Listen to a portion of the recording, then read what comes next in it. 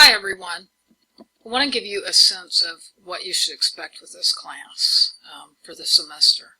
First thing that I want to start out with is information about my availability for office hours. As you can see here in the information regarding office hours, formally and officially my office hours are Thursdays from 9 to 12. I also want to let you know that I'll be on campus on Tuesdays from 12 to 2:45 for my senior level practice 3 class. So if you email me in advance, I'll be available to meet with you before that class or after it ends, somewhere in the ballpark of 10:30 or 11 or about 2:45 when the class ends. I want you to now scroll to page 5 and we're going to go over briefly the information about the assignments for the semester. Okay, so the bottom line is there's quite a few assignments required for this class, but it's actually significantly less than what was required in previous years. First thing that's due, and it's due this week, is the syllabus contract. Basically, open it up in week 1 on the information for that week and simply read it and then type your name and the date and upload it via the link that's available in week 1 and also via the assignments link.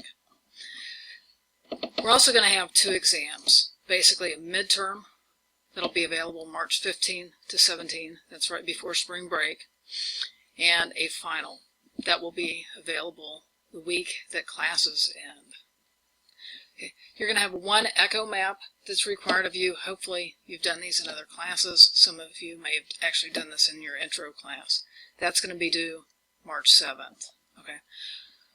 You're also going to have a life event paper. You'll get information about that here in the next couple of weeks. That is really the single most significant assignment for this course. You can see that it's worth 200 points, 40% of the grade. It's going to be 8 to 12 pages, somewhere in that range. And like I said, more information will be available here in the next couple of weeks via the assignment link. We've added something new for the semester, and we're calling it a self-care plan. Basically, we've made some changes in this class, and one of the significant changes we've made is that we eliminated one of the 2 echo maps and replaced it with a self-care plan. The information for that is already posted in the assignments link, and I encourage you to read that because, as you see, the first part of it is due here pretty quickly on February 1. This is not an assignment that's going to be very arduous or take a whole lot of time. The bottom line is it's aimed at getting you to think about self-care, especially following the readings for this week. Essentially what you have to do is create a plan that is a brief kind of rough ballpark, if you will, of some self-care activities you plan to engage in over the semester. We're asking that you spend at least 1 hour every 2 weeks engaged in self-care for a total of 5 hours during the course of the semester engaged in self-care. When you think about it, it's not really a lot. The assignment has 2 parts, basically where you indicate what you plan to do, and then kind of a follow-up where you talk about what you actually did and some of the things you learned from it and how you can apply them to your practice. And as I said, that's an assignment that is actually replacing one of 2 echo maps. Historically, we had required 2 echo maps. We've decided that simply 1 echo map is sufficient, and we've replaced it with the self-care plan. Okay.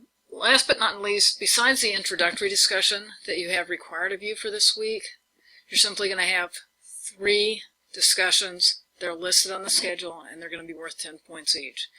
They're due, as you can see, January 31, March 6, and April 17.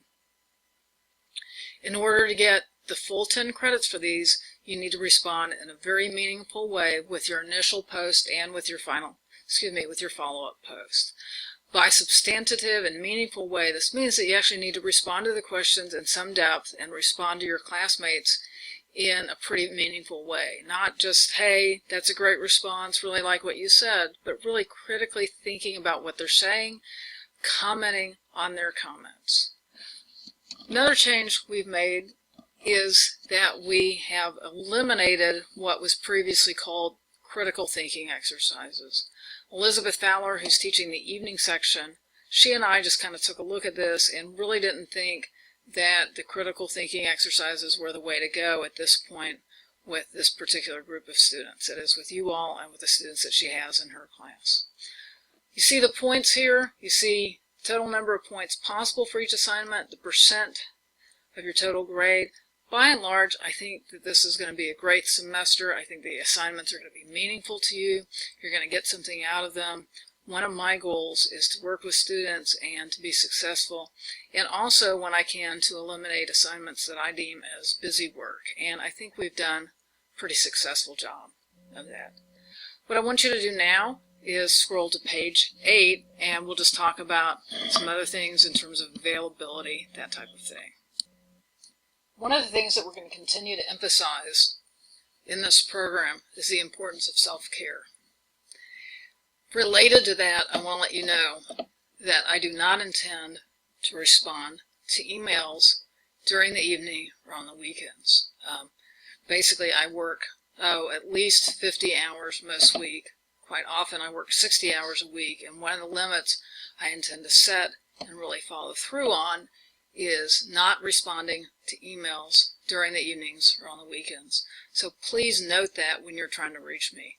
I'm going to be communicating with students only during basic business hours, which translates into about 8 to 6 Monday through Friday. There may be exceptions to this, but they will be clearly the exception. If for some reason you can't reach me over the weekend, my best advice to you is to reach out to one of your classmates and ask them the question. By and large, that's what you should be doing anyway. You should actually first reach out to your classmates if you have a question about the class or something about the content, and if they don't have the answer, or if the two of you all or the three of you all are still confused, go ahead and reach out to me. It's really important that you all as students develop connections and engage in relationships with one another. I know that this is hard to do when a lot of you all are taking online classes, when some of you all live an hour or more away and don't really have a chance to spend much time face-to-face with each other. But looking to the future, social support is a really key issue in being successful in this field, in being successful just in your personal life. Anytime I do a performance review with students, one of the first things I ask them is, who are you close to in your class?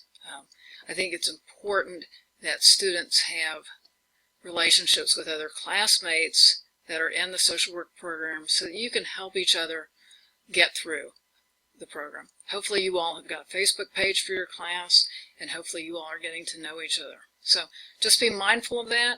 If you email me over the weekend, I'm not going to respond, and just as an FYI, to kind of encourage some of you all not to do this, please don't email me several times. It's not going to result in any sort of quicker response.